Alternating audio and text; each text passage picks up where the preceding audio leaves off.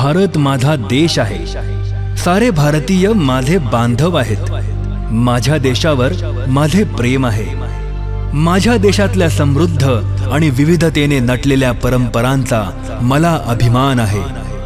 त्या परंपरांचा पाईक होण्याची पात्रता माझ्या अंगी यावी म्हणून मी सदैव प्रयत्न करीन. पण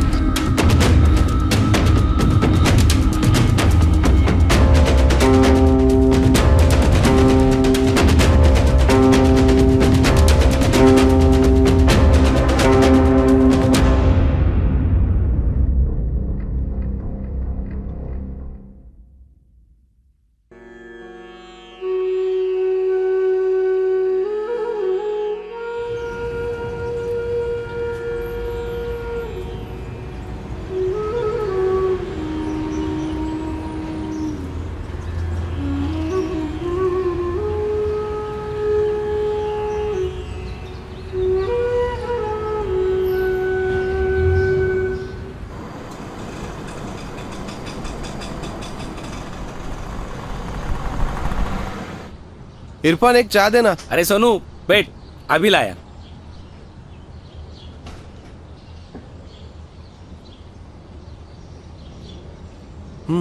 थैंक्स भाई. और बता सोनू, सब खैरियत? मी मजेत. तू कसा आहे? सब खैरियत. काय काय बघत होतास? मध्ये बघायला मिळाले. अधिकृत सूत्रांकडून मिळालेल्या माहितीनुसार मारेकऱ्यांनी हत्येचा व्हिडिओ सोशल मीडियावर टाकल्यानंतर लोकांमध्ये प्रतिक्रिया उमटायला सुरुवात झाली. तरी सुद्धा कुठल्याही प्रकारचे धार्मिक अशांतता निर्माण होऊ नये म्हणून मुख्यमंत्री श्री जयदीप पवार यांनी लोकांना कुठल्याही अफवांवर विश्वास न ठेवण्याचं आणि संयम बाळगण्याचं आवाहन केलंय. वेळ झाली एका छोट्याशा विश्रांती. मजहबवरून कधी झगडे बंद कर दिल ना खुदा जाने. काय झालं काय होतं नक्की? अरे कुछ नहीं, कल कुछ छोकरों में मेरा ही मजहब बढ़ा, इस बात को लेके झगड़ा हुआ और वो झगड़ा पहुंचा सीधा उनके सियासतदानों तक. फिर क्या, उन लोगों ने सीधे फतवेच निकाले. मग रे? फिर क्या, एक दोस्त ने दूसरे दोस्त का खूनीच कर डाला. बापरे, काय म्हणावं या लोकांना? वही तो, दिमाग ही नहीं रहता सोनू इन छोकरों के पास. ये सियासती लोग इनको भड़का रहे और छोकरे भड़क जाते. हो ना. आता खरं तर यांच्या म्हणण्याने ना अल्लाला काही फरक पडतो ना देवाला. फिर भी ये झगड़े करतेच रहते ना सोनू. हो ना. यांना कळत कसं नाही रे? सोड, येतो.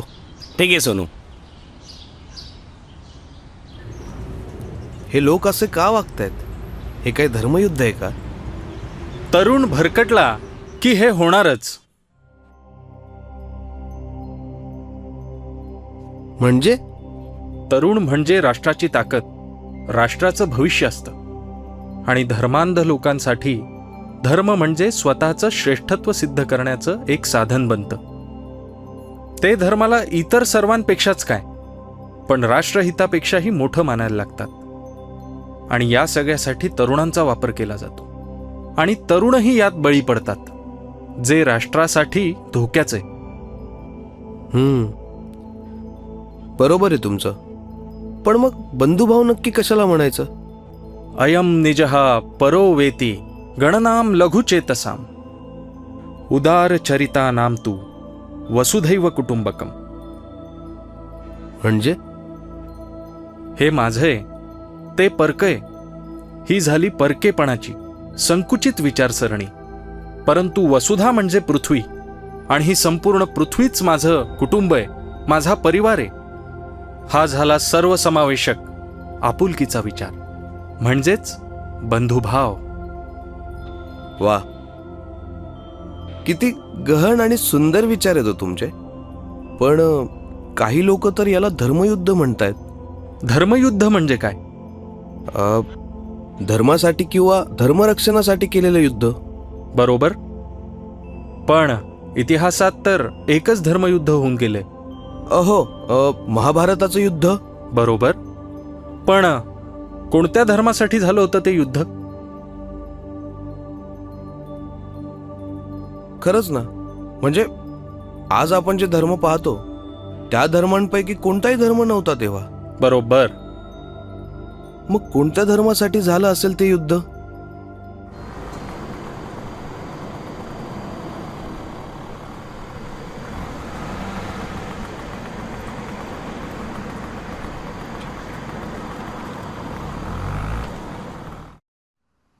समीर, हे राधिका, आत येऊ? ये ना, ये बस. हो, कशी आहेस? मी मस्त. तू कसा आहेस? मजेत एकदम. हे काय? हे मंदिर. मंदिर? अगं स्पर्धेची तयारी करतोय सध्या. अच्छा. पण एक गोष्ट विचार करण्यासारखी ना. कोणती रे? म्हणजे बघ ना, मंदिर, मस्जिद, चर्च, गुरुद्वारा, बुद्ध विहार किंवा कोणतंही धार्मिक स्थळ घे, ती प्रार्थनेचीच जागा असते. पण तरी त्याची बांधणी किती वेगवेगळी असते ना. हे तर खरं आहे तुझं. हेच काय, तर या सगळ्यांची शिकवणही मानवतेचीच आहे. पण तरी त्यांच्या चालीरीती, परंपरा किती वेगवेगळ्या असतात ना.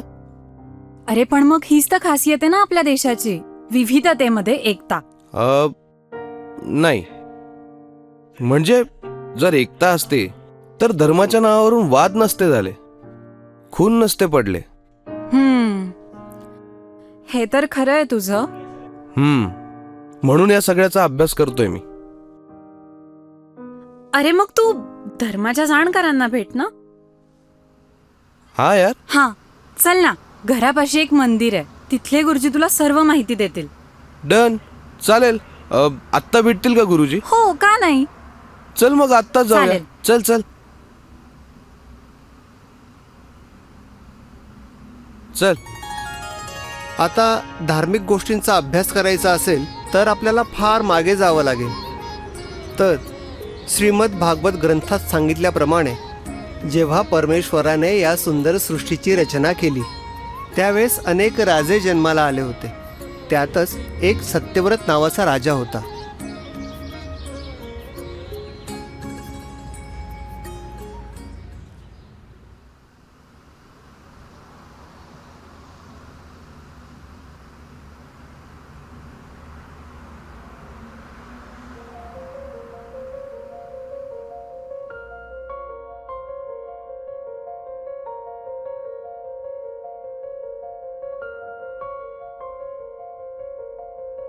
दादा, काय करतोयस दादा?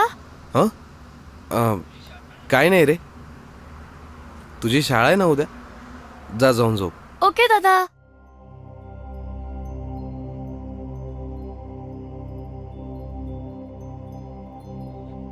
महाभारतात सुद्धा रंग माणसाला माणसापासून वेगळं करत होते का? काम, क्रोध, लोभ, मोह, मद, मत्सर, हेच ते रंग ज्याला आपण षड्विकार म्हणतो. मला समजलं नाही. हळूहळू सगळं समजेल. पण स्वामीजी, त्या दिवशी तुम्ही महाभारतातल्या धर्माबद्दल न सांगताच निघून गेलात. धर्म माणसाचा दैनंदिन जीवनक्रम सुरळीत चालण्यासाठी आर्थिक, भौगोलिक आणि नैसर्गिक परिस्थितीनुसार काही सर्वमान्य म्हणजेच समाजमान्य नियम बनवले जातात. कालांतराने हेच नियम पुढे चालीरीती आणि परंपरांचं रूप धारण करतात. त्यालाच आज संस्कृती आणि त्या दिनचर्येला धर्म म्हटलं जातं. अच्छा. पण खरा धर्म तो नाही बरं का. मग खरा धर्म म्हणजे नक्की काय? धर्माचा अगदी सोपा अर्थ म्हणजे माणसाची वेगवेगळ्या क्षणांची किंवा परिस्थितीतली कर्तव्य. कर्तव्य? हो. पण मग स्वामीजी,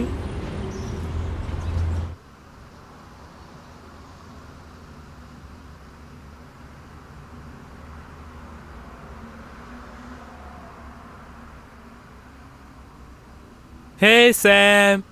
हे ॲलन, ये. ओके, यासाठी बायबल हवं होतं. येस. Here it is. अरे वा, बायबल. थँक्यू सो मच यार. My pleasure. What I suggest, तू बायबल तर वाचच, पण माझ्यासोबत एकदा चर्चलाही चल. वाव, नाईस आयडिया यार. मला आवडेल चर्चमध्ये यायला. फादर तुला खूप चांगलं गाईड करतील. डन, जाऊयात. पण त्याआधी आज रात्री घरी आहे, हाऊस पार्टी ठेवली आहे. माझे काही फ्रेंड्सही येणार आहेत. बरं, येतो. Okay, see you tonight. या. Bye bye. Take bye care. Bye. अरे मेरा यार. हाय ॲलन, कसा आहेस? मस्त. तू कसा आहेस? मजेत एकदम. Hey guys, meet my friend Sam. Hello. Hey hi. Sam, have a seat.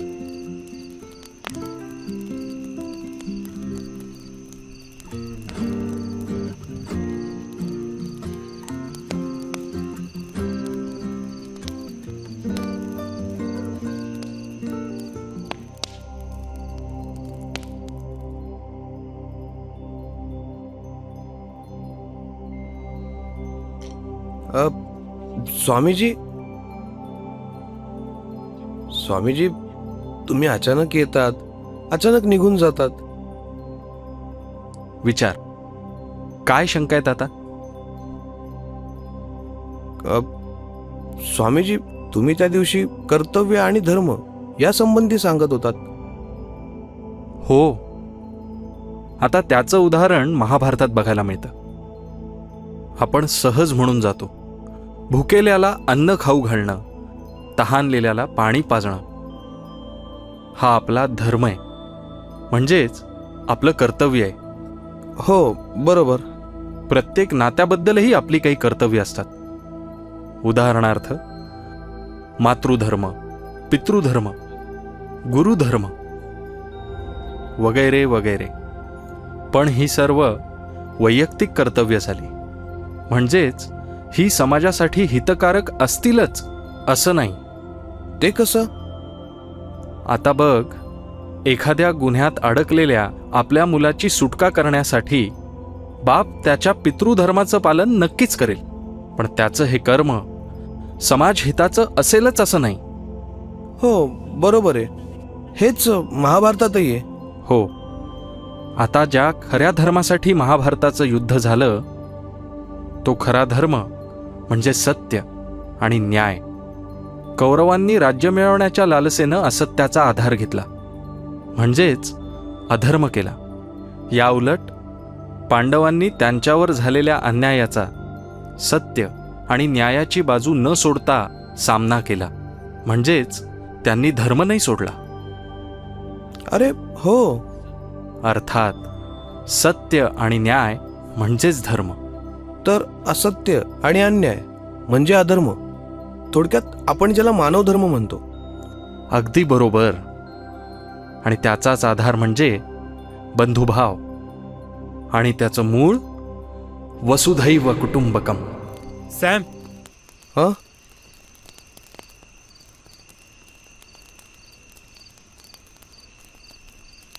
What happened Badi?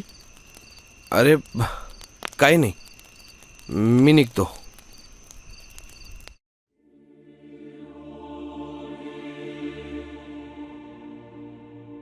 Hello father. Hello my son. Father, this is my friend Sam. मी बोललो होतो ना. Hi Sam, how are you? I am good father. Father, तुम्ही ते biblical story सांगणार होते ना. हो, सांगतो. I know why you came here. According to Bible, when God has created this beautiful universe, the God म्हणजेच ईश्वराने त्याच्या अनेक मेसेंजर्सला लोकांची मदत आणि मार्गदर्शन करण्यासाठी पाठवलं.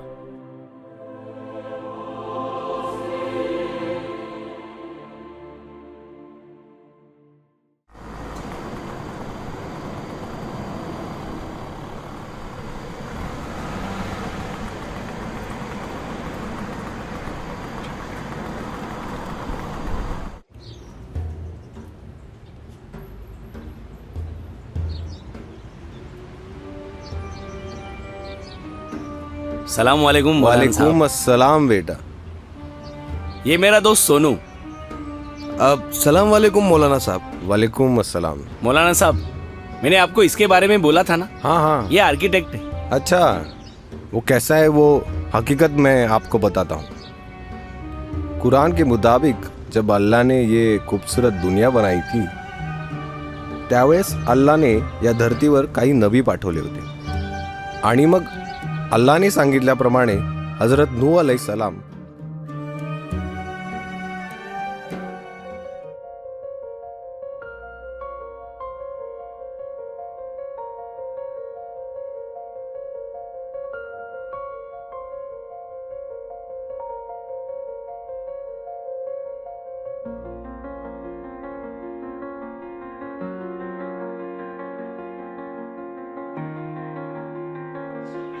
स्वामीजी, तुम्ही इथे कसे? तुझी एक शंका दूर करायची होती. म्हणजे? त्या म्हणजेचं आपण नंतर बघू. प्रथम आता तुला काय नवीन शंका आहे ते सांग. स्वामीजी, तुम्ही खरंच आहात की मला भास होत आहेत? जिथे जिथे सद्विवेक बुद्धी असते तिथे तिथे बंधुभाव अर्थात मी असतो.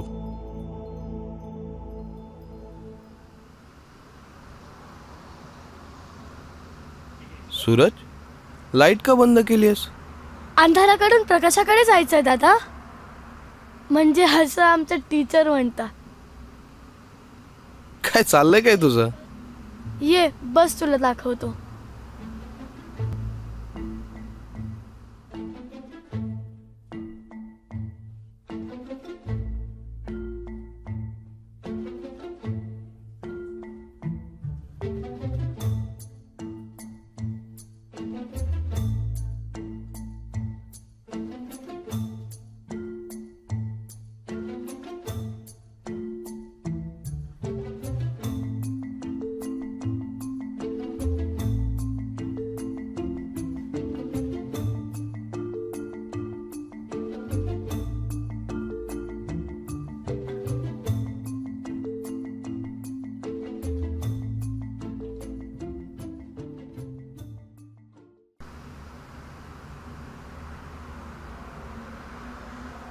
साक्षात भगवान श्री विष्णूंनी राजा सत्यव्रताला सांगितलं की पृथ्वीवर महाजलप्रलय होऊन त्यात सर्व जीव आपले प्राण गमावतील.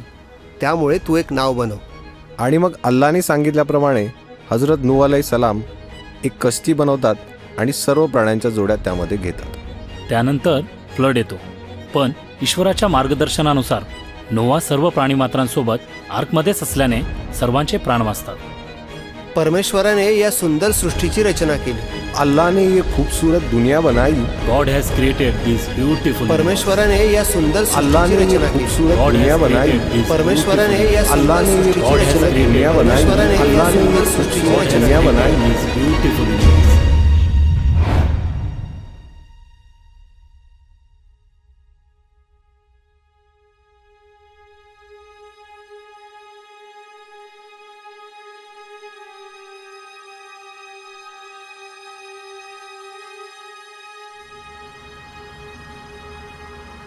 Wow, fabulous! I knew that Sam is the best architect, and he proved it.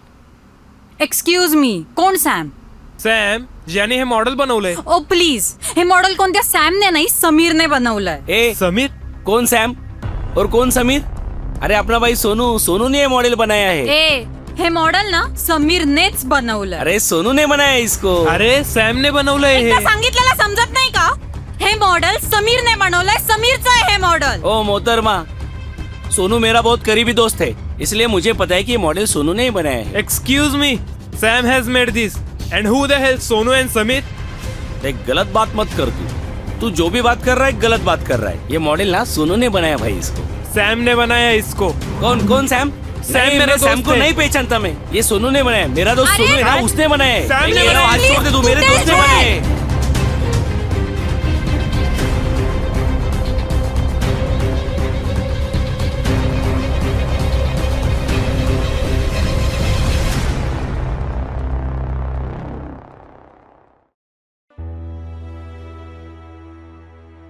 Sam. Sonu. Sameer